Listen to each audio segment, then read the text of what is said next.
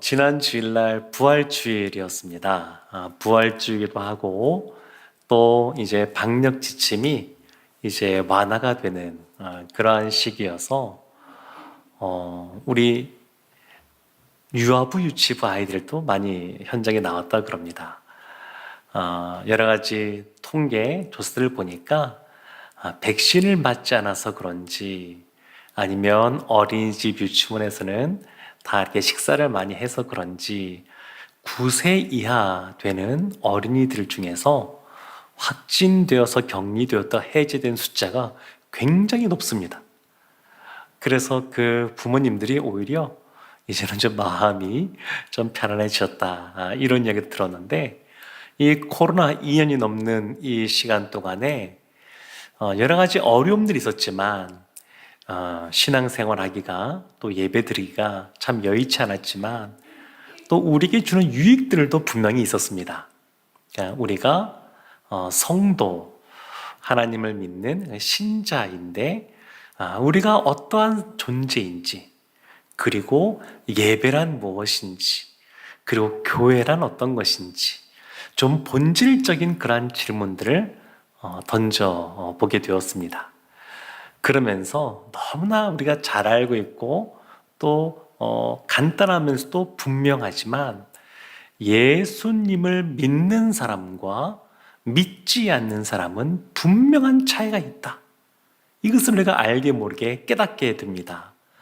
예수 믿는 사람은 믿지 않는 사람에게 없는 구원이 있습니다. 구원. 그런데 구원을 소유한 예수 믿는 사람에게 일상의 삶 속에서 믿지 않는 사람과는 다르게 자연스럽게 드러나는 것들이 있는데, 그 중에 하나가 오늘 본문에 등장하는 겁니다. 무엇일까요? 소망이라는 겁니다. 소망. 믿는 사람과 믿지 않는 사람 사이에 아주 분명하게 그것을 가르는 차이가 소망이라는 겁니다. 내일이 주말인데 삶이 팍팍하신 분들은 주말 되면 여행을 바라고 또 이거라도 있어야 된다 생각하고 복권을 사시는 분들이 꽤 많다고 그럽니다. 되든 안 되든 그냥 막연한 어떤 기대, 어떤 희망사항 이런 것들라도 있어야 이 험한 이 세상 가운데 그나마 살 그런 힘이 난다, 그렇게 생각하고 산다고 하는데, 세상 사람들이 생각하는 것들은 막연한 겁니다. 무엇인가 간절함이 있어서 꼭 이루고 말겠다라고 하는 분명한 목표가 있어도 그것이 이루어질 수도 있고 이루어지지 않을 수도 있습니다. 그런데 예수님을 믿는 하나님의 자녀들은 이것이 다른 겁니다. 우리가 갖고 있는 소망은 장래에 확실하게 이루어질 겁니다. 그러니까 우리가 품고 있는 소망은 세상 사람들의 어떤 막연한 기대나 어떤 희망사항이 아니라 분명하게 확실하게 이루어질 것, 그것이 우리가 갖고 있는 소망입니다. 그 차이가 있습니다. 학생들 보면 요즘 이제 중간고사 보는 그러한 시즌입니다. 예전에 학교 다닐 때에도 그런 소망들이 있었는지 모르겠습니다. 이번 시험에서는 몇 등 안까지 들어가야지, 반에서 10등 안에 들어가야지, 아니면 공부를 더 잘하시는 분들은 꼭 1등 해야지. 그런데 학생들이 시험을 준비하는데 어떤 이와 같은 목표, 그것이 있고 시험 공부 준비하는 사람과 그냥 시험은 그냥 보는 거야 생각하고 그냥 막연하게 생각하고 어떤 기대나 소망도 없이 그냥 공부하는 사람은 시험이 다 끝난 다음에 그 점수, 그 결과가 차이가 날 때가 참 많습니다. 목표의식을 갖고 무엇인가 달려가는 사람, 그것이 이루어질지 안 이루어질지 분명하지 않은데도 달려가는 사람, 그런 사람들이 보통 성과가 더 있는 것을 보게 됩니다. 그런데 우리는 세상에서도 이런데 하물며 하나님의 자녀로서 장래의 확실한 소망, 이것이 있는 사람들인데 이것을 바라보고 달려가느냐, 그렇지 않느냐는 하나님이 주시는 그러한 은혜와 복에 있어서 분명한 차이가 있습니다. 하나님을 향하여 갈망하는 마음을 갖고 하나님이 분명히 우리의 기도에 귀를 기울여 주시고 그리고 간구하는 부르짖는 우리의 기도에 응답하시다라고 하는 확신을 갖고 그리고 하나님은 이 땅에서 하나님의 자녀로 살아갈 때에 하나님의 자녀로서 당당하게 살아가기를 원하시는데 그것을 확실히 믿고 기도하는 사람과 그냥 기도 시간이 되었으니까 그냥 기도하는 사람은 분명한 차이가 있습니다. 오늘 말씀 보면 24절 말씀에 이런 말씀이 나옵니다. 소망으로 구원을 얻었다. 소망으로 구원을 얻었다. 근데 구원은 어떤 사람이 얻는 거냐면 믿음이 있는 사람이 얻는 겁니다. 그래서 소망으로 구원을 얻었다는 말은 믿음으로 구원을 얻는데 그런데 소망 안에서 그와 같이 믿음으로 구원을 얻었다. 이런 의미라고 할 수 있습니다. 그러면 소망이라고 하는 것은 뭐냐? 바울 사도는 분명하게 강조하는 것은 눈에 보이는 것이 소망이 아니라 보이지 않는 것이 소망이다. 그렇게 말을 합니다. 히브리서 11장 그 믿음장을 보더라도 믿음은 바라는 것들의 실상이요 보이지 않는 것들의 증거다. 그렇게 말을 합니다. 믿음의 선진들이 앞으로 장래에 이루어질 것, 예수 그리스도를 통하여 이 땅 가운데 구원이 임할 것에 대해서 미리 바라보고 그들이 그와 같이 신앙생활을 해왔습니다. 분명하게 그것을 바라보고 왔습니다. 이것이 어디에서 극명하게 드러나냐면 순교하시는 분들에게서 드러납니다. 사도행전 보면 최초의 순교자 스데반 집사님, 그분 보면 그분이 마지막 그 순교하는 장면을 보면 예수님이 십자가에서 돌아가실 때를 연상시킵니다. 예수님이 그 군병들과 예수님 십자가에 못 박은 사람들, 그들을 위하여 기도하신 것처럼 스데반 집사님도 그러는데 그 얼굴 가운데 자신을 마중나오러 온 그러한 천사를 보면서 그냥 얼굴빛이 빛나는 겁니다. 그러니까 소망 중에 있는 겁니다. 확실한 소망. 이 땅 가운데서 여러 가지 우리의 삶의 어려움 속에 또 질병 속에 우리의 삶들을 살지만 하나님 나라 가게 되면 더 이상 아픔도 없고 슬픔도 없고 죽음도 없고 더 이상 우리가 늘 죄의 문제 때문에 이것을 해결하지 못해서 때로는 버거워하고 힘들어하는데 더 이상 죄의 사슬에 얽매여 있지도 않고 그런 하나님 나라에 갈 것에 대한 확실한 소망을 붙잡고 있으니까 순교의 그 순간에도 그것을 넉넉히 감당할 수가 있었습니다. 그런데 우리의 약함과 부족함이 더 이상 없어지는 그러한 때, 우리의 죄의 사슬에서 놓여지는 그러한 때 이것보다 더 분명하고 중요한 것이 있는데 그것이 뭐냐면 그리스도와 같이 된다는 겁니다.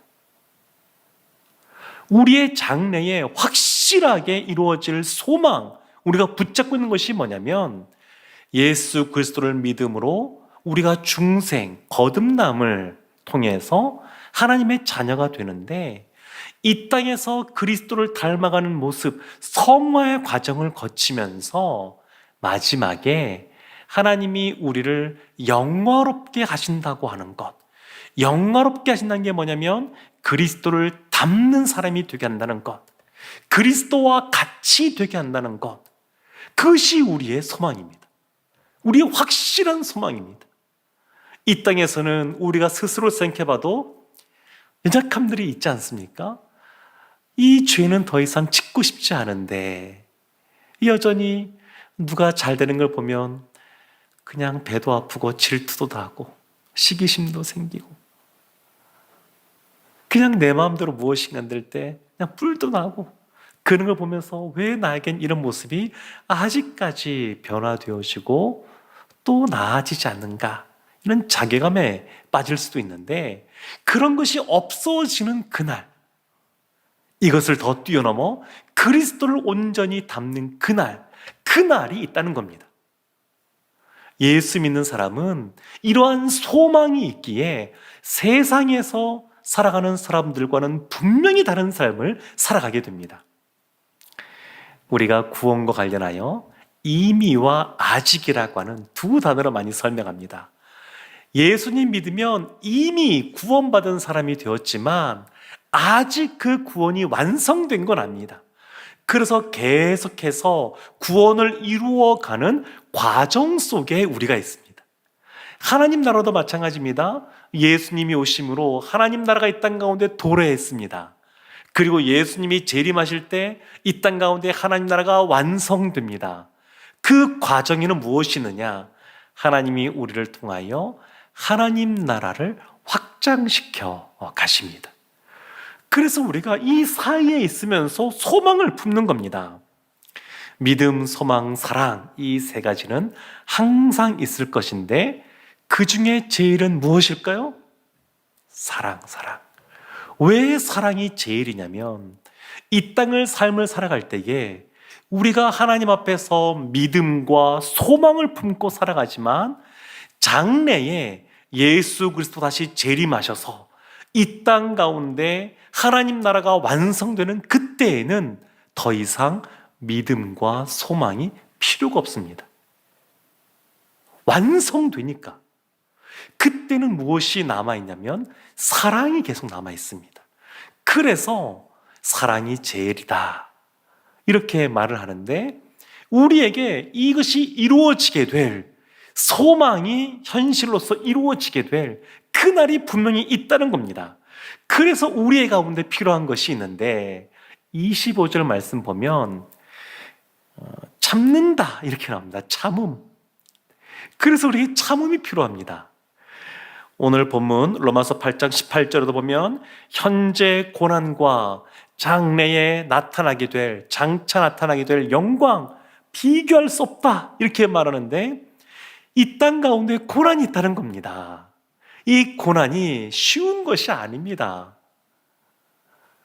이것이 장차 나타나게 될 영광과 비교할 때 비교할 수 없을 만큼 이 현재의 고난이 지극히 작은 것이란다 그래도 우리가 무시하고 지나갈 만한 것이 아닙니다. 그러면 고난이 아닙니다, 벌써. 그러니까 하나님을 믿고 예수를 믿고 구원받은 백성으로 소망을 품고 살아가지만 여전히 우리의 삶 가운데는 고난이 있다는 겁니다. 무시할 수 없습니다. 어렵습니다. 그러니까 이것을 참고 기다리는 겁니다. 사랑하는 성도 여러분, 어떤 분이 우리의 인생을 산이 아니라 광야와 같다 이런 말씀을 하셨습니다. 그러니까 산은 이렇게 보면 정상이 보이지 않습니까? 그런데 광야는 허허벌판입니다.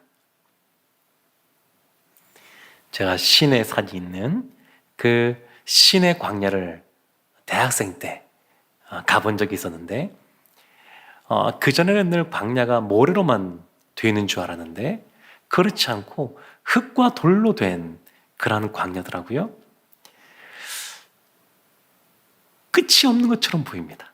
달려도 그냥 척박한 땅. 사막도 한번 이렇게 지나간 적이 있었는데 그냥 허벌판, 그냥 모래입니다, 모래. 그냥 끝이 없는 것 같습니다. 그래서 히말라야, 거기도 전도행 가서 봤는데 히말라야 그 높은 산도 보면 끝이 보입니다. 끝이 멀리 보면 보입니다. 그러니까 산이라고 하는 것은 어느 정도 길이 정해져 있습니다. 올라가는 루트가 어느 정도 정해져 있어서 그냥 그 길 따라가면 됩니다. 그런데 사막은 그런 길이 보이지가 않습니다. 결혼을 하게 되면 그 결혼하기 위해서 참 많은 그러한 대가 지불은 아니지만 많은 것들을 쏟아 부어야 됩니다. 그래 결혼할 수 있습니다. 마치 산에 올라가는 것 같습니다. 그런데 결혼한다 그래서 끝납니까? 그 다음에 결혼 생활을 해야 되지 않습니까? 이때부터 광야입니다. 이렇게 다른 줄 몰랐습니다. 그 서로 알아가고 서로 맞춰가고 그렇게 하는 겁니다. 자녀를 낳았습니다. 뱃속에 있을 때도 힘들지만 자녀를 낳는 것을 산에 비유한다 그러면 그 자녀를 키우는 것은 광야입니다. 사춘기 때 애들이 어디로 튈지 모르겠습니다. 어쩜 이렇게 다른 사람인지 모르겠고, 그러니까 이와 같은 시간들을 보내면서 인내하는 겁니다. 참음. 그냥 참는 것이 아니라 소망 중에 참는 겁니다. 우리에게 자녀를 향한 소망이 무엇이냐면, 이 아들은, 이 딸은 주님의 자녀지. 확실한 것. 그리고 이 주님의 자녀인 이 아들, 딸은 하나님께서 선하게 인도하시지. 이것을 믿는 겁니다. 바라보는 겁니다. 교회도 그렇습니다. 이 교회는 누구의 교회냐? 주님의 교회입니다. 주님의 교회. 예수 그리스도가 머리 되는 교회입니다. 그러니까 교회 안에 어떤 어려움이 있어도 이 교회는 주님의 교회이기 때문에 하나님께서 이 교회를 통하여 영광을 받으실 것이라고 하는 확실한 그러한 소망, 이것을 붙잡고 참고 인내하고 기다리는 겁니다.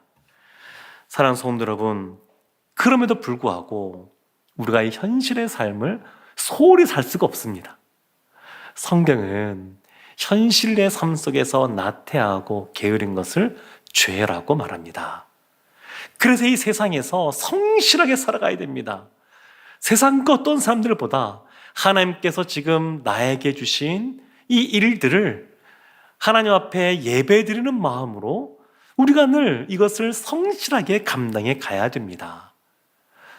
예전에 보면 이 종말론을 주장하는 사람들 중에서 이제 곧 휴거가 될 거니까 삶을 내팽개쳐도 된다, 이런 말들을 하는 사람들이 있었습니다. 90년대에 다가올 미래를 준비하라. 그래서 다미 성교라고 있었습니다. 그래서 TV 중계까지 막 그들이 말한 몇 년, 몇 월, 며칠, 몇 시에 휴거가 있다. 그래서 중계까지 했던 그런 해프닝이 있었는데, 이런 것들은 다 잘못된 것들입니다. 신천지도 그렇습니다. 거기에 청년들이 많이 있는데 그 청년들 중에서 상당수가 직장을 안 가지고 있습니다.